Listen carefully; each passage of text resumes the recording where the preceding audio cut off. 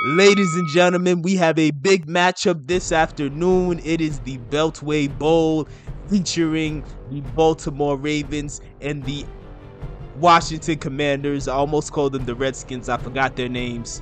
In one corner, we have the two-time MVP, soon to be MV3, Big Trust, aka Lamarvelous, aka Action Jackson, Lamar Jackson, as well as Zay Flowers, Zay the Joystick Flowers, King Henry, first of his name, the Stiff Arm Savant, as well as Kyle Avatar Hamilton, as well as Namdi Matter Beast Matter BK, alongside Travis Jones. Travis Jones.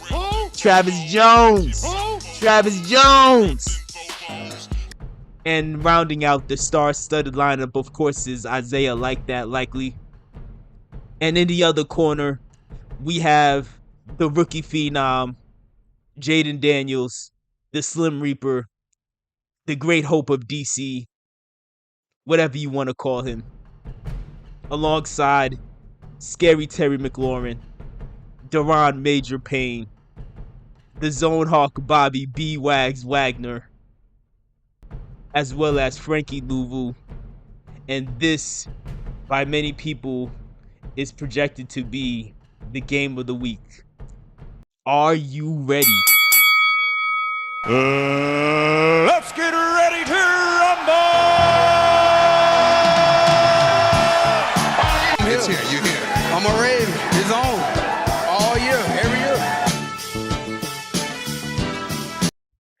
Ravens flock, what's going on? I hope everybody's having a good week so far. So we have a big game coming up that I'm sure many of us didn't expect to be as hyped up as it is coming into this season. Many people, including myself, figured that this will probably be an easier game. Earlier in the year when we first saw the schedule, we figured this would be like this team would be a non-factor, but the NFL works in mysterious ways, and if you're the type that believes in script writers, I guess you could say the script writers work in mysterious ways. Either way, the Commanders are coming to M&T Bank Stadium to play the Baltimore Ravens. The Red Hot Commanders that haven't really had a test as big as the one they're about to have against us. And in some ways, we haven't had a test as big as the one we're about to face when it comes to them, believe it or not. Firstly, I wanted to start with the defense because obviously the defense has been the biggest liability for us this year.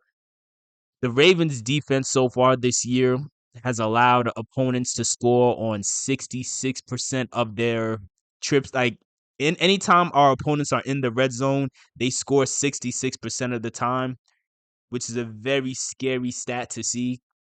Basically, it almost means it's a guarantee that a team's gonna come out with points, which you obviously don't want to see. I'm assuming that's why they brought back Dean Pease, is the hope that even though he might give up a lot of yards between the 20s, that he's gonna be able to shut down teams or help Zach Orr get better at shutting down teams' offenses. I don't know if it's gonna work like that or not. I didn't make a video about the Dean Pease situation because I kind of felt indifferent about it. I just, I don't know if it's gonna be a big signing or if it's just gonna be a blip on the radar, but time will tell. Now, we are giving up 280 passing yards a game, which is still by far like the worst in the NFL. Just completely embarrassing. Like our defense, and it's not even our whole defense it's just specifically the second and third levels of our defense have really been underperforming this year because, in my opinion, I think our defensive line is doing just fine. Like Matty BK and Travis Jones are playing very well to start the year off. Owe has gotten off to a really good start this year. KVN has turned back the clock and is looking like he's like 10, 15 years younger. We saw Tavius Robinson got some snaps last week and got a key sack in that game. Yannick Ngakoue surprisingly made an appearance last week, and even though we didn't really bring him up much, he did, he did look good in the limited snaps that he did have. So he clearly still has that burst, and he has a lot left in the tank, and can clearly still get to the quarterback. it's going to be important to see that in this game because we, as Ravens fans who have a dynamic quarterback, we know how difficult it could be for teams to try to contain that dynamic quarterback.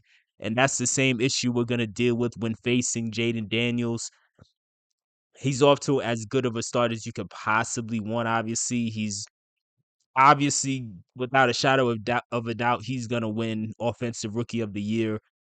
Like, he's even in the running for possibly being MVP, which would make him the first rookie to win since Jim Brown, which was decades ago. So that's kind of crazy.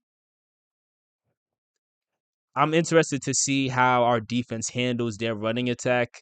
So on paper, we have the best run defense in football, but I think that stat is like a heavily skewed stat considering that we haven't really been tested by playing teams that run the ball that well for the most part. Like week 1 we played the Chiefs and the Chiefs kind of run, they Isaiah Pacheco's okay, but they're not like a real threat running the ball like that. They're not like a serious run team like that. Week 2 we played the Raiders. The Raiders have zero running. They have no running game whatsoever. Week 3 we play the Cowboys. They also have no running game whatsoever. Week 4 we did play the Bills in week 4, and the Bills do have a better running attack with James Cook as well as Josh Allen using his legs, and we held them in check for the most part, so that was impressive to see. Week 5 we played the Bengals. They don't really run the ball like that. Zach Taylor don't really like running the ball like that, so I don't think we really got tested there either. This game against the Commanders, though, I do think this will be a much bigger test because they're a much better running team than any team we've faced so far.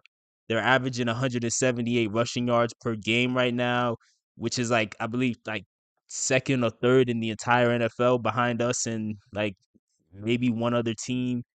So I'm very interested to see how they handle this. If I'm not mistaken, it's been announced that Brian Robinson, he won't be playing, but even with him not playing, I still expect them to try to get the running game going, and I still think they could if we're not careful. So I'm very interested to see if we could still live up to that hype that we've built up of being a good run stopping defense, because that's really the one thing we've been able to hold our hats on defensively as a team so far this year. Because again, when it comes to passing, we're giving up 280 yards a game. Like, there's not much more you can really say about that. Jayden Daniels has been on fire to start his career off. Like he has the highest completion percentage of any quarterback in history to in their first 4 games. Like he's playing out of his mind. Even when you look at some of his numbers through 4 or 5 weeks compared to RG3 numbers, they're pretty much identical. Like, so you can understand why a lot of Commanders fans are they feel reinvigorated because it feels like finally they got like a star again for the first time in like 12 years. So we definitely got to try our best to contain them. And I'm very interested to see who's going to be matched up against Terry McLaurin. I think most likely it's going to be Brandon Stevens because more often than not, the Ravens do trust Brandon Stevens against usually the top receivers. I know Brandon Stevens didn't have a good game for the most part against the Bengals, but at the same time, I still think Brandon Stevens is a really good corner or a really solid corner. Only issue, of course, is that he just doesn't have the best ball skills, so he doesn't make as many plays on the ball as he would like. He was making some last year, but this year, I don't know, it seemed like he kind of went back to old habits really. So I'm interested to see him bounce back, and I want to see if Roquan can bounce back. I I doubt it, but again, we have to see because, like I said, there's so much. I'll put it like this: there's so much that went wrong last week to where I don't think it should be that hard to bounce back this week. Really, offensively, we definitely I have a lot more faith, but we've been on fire offensively for the most part to start this year off. As we all know, Lamar's almost unbeaten against the NFC. He's 21-1. But at the same time, the NFC has been balling this year. I know we got used to seeing the AFC have a bunch of powerhouse teams, but This year, the NFC has looked a lot more consistent and dangerous, but nonetheless, I still think he will show up and perform. I still think that the fact that NFC teams do not see him up close and personal on a regular basis makes them seriously underestimate just how much of a weapon he really is. The Washington Commanders defense, in my opinion, they're kind of okay. I don't think they're super impressive, but they did come off a good game against the Browns last week. But I mean, almost any defense could look good against the Browns at this point. The Browns are like literally crumbling before our very eyes. But coming into this game, the Commanders, they're giving up 130 rushing yards per game. We're averaging over 200, which is crazy. I don't know how long we're going to average over 200, but either way, we've been extremely efficient running the ball this year for the most part. I'm expecting that to continue against the Commanders. I'm expecting Derrick Henry and Justice Hill to keep putting up good performances like they've been doing. I'm interested to see if we put Rasheen Ali in the game because apparently he's been activated. So I'm curious how he's gonna make an appearance into the game and also how many snaps he ends up getting if he gets any at all. Our red zone defense has been on fire so far, like throughout the past couple of games. Like in the past few games, we've been in the red zone like 15 times and we've scored 14 out of 15 times. The one time we didn't score was the game winning field goal in overtime last week against the Bengals. So we chose not to score. We just chose to settle for a field goal. So I hope that continues. I'm very excited to see that continue.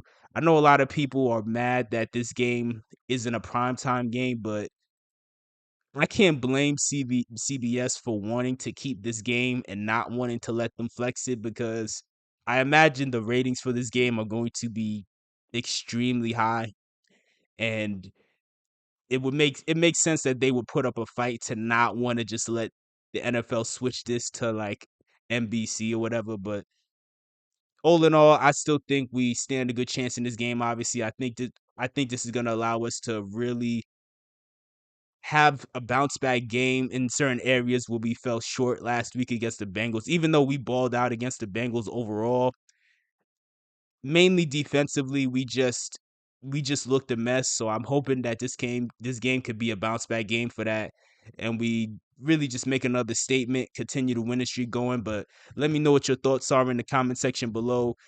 What do you think the score is going to be? And what do you think the key is going to be to win the game?